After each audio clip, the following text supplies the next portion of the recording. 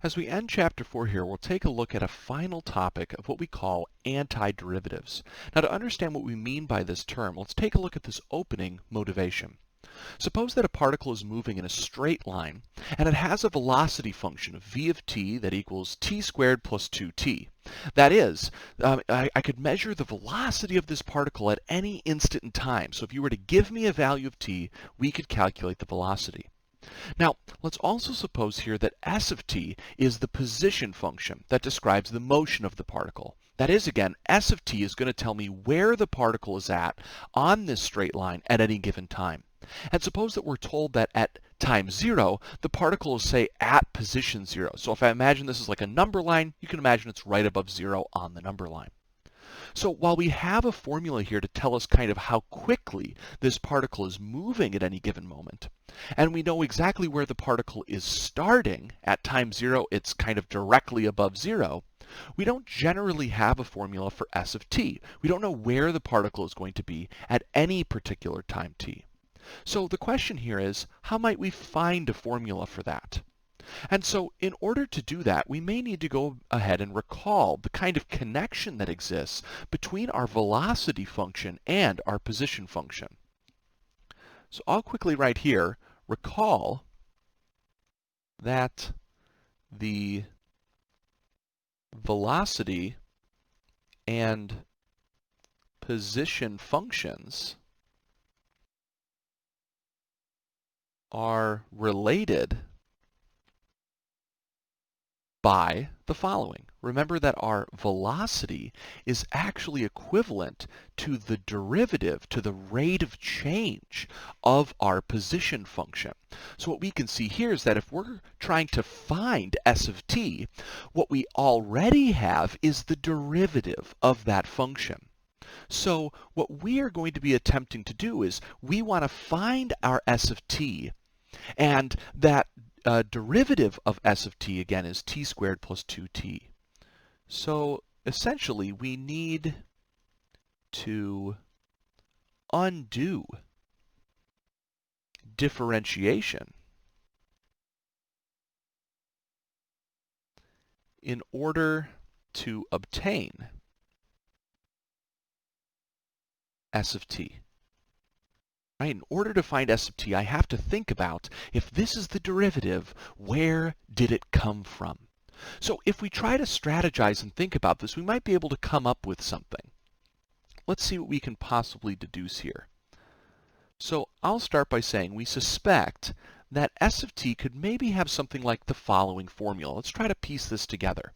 If the derivative of my s function has to produce first a t squared, I could start to think, what could possibly produce a t squared when I take its derivative? Well, one thing that might pop to mind is maybe a t to the third power, right? Because I know that when I take the derivative of this, I'm going to end up with a 3 times a t to the second power. And while this isn't perfect because it's not exactly t squared, it's pretty close.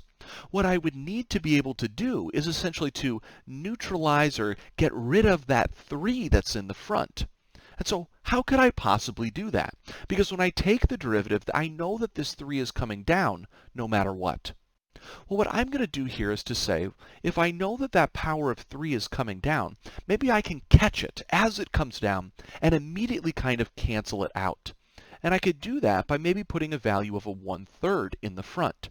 Because when the 3 comes down, 3 times that 1/3 is just going to turn into the value of 1.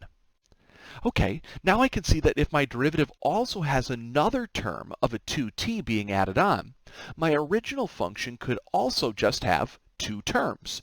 The derivative of the first one would generate the first piece, and the derivative of the second one would generate the second piece. So what can I take the derivative of to get 2t? Where would 2t come from? And that one's actually a little bit easier to deduce because maybe there I could just put t squared. And again, I could double check that this works by just taking the derivative, and I could definitely see I do get back here. So this seems to work perfectly. Now, one other thing that I need to check is that I'm also told that the initial position of the object, that is at time 0, the object should be in position 0. And does that work here? If I plug in 0 for t, will I get an answer of 0 back? Yeah, that seems to work perfectly here. So I'll also say here, notice that s of 0 equals 0 works perfectly with this function. Right? So we feel very confident here that we actually have obtained the right function. And we've done this by kind of undoing a derivative. So if you take a look down here at this definition, this process of undoing a derivative, we're going to give the name of finding an antiderivative, of undoing a derivative. And so we're going to try to give some notation to derivatives here as well. Let's see what the definition says, and then I'll draw a picture to help try to illustrate what's happening. A function, capital F, will be called an antiderivative of little f on some interval I, if it's the case that when I take the derivative of the big F, I generate the little f. Okay, to help try to illustrate this, remember that so far we've oftentimes thought of derivatives of kind of existing in kind of a chain or a hierarchy.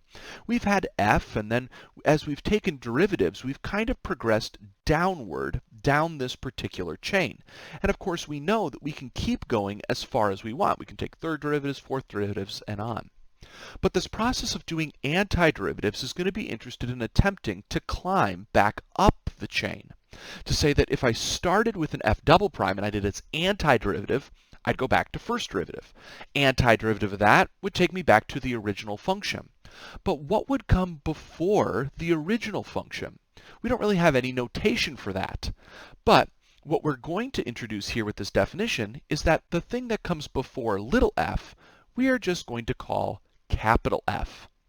Now, it's still completely reasonable to ask what comes before capital F, but we don't really have any good notation for that. The only thing that we would know is that whatever this thing would be called, when I take its derivative, I should get back to here.